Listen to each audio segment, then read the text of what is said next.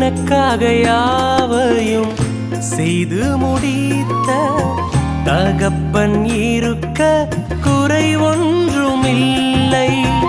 எனக்காக யாவையும் செய்து முடித்த தகப்பன் இருக்க குறை ஒன்றுமில்லை. நான் நம்பும் மனிதர் நிரந்தர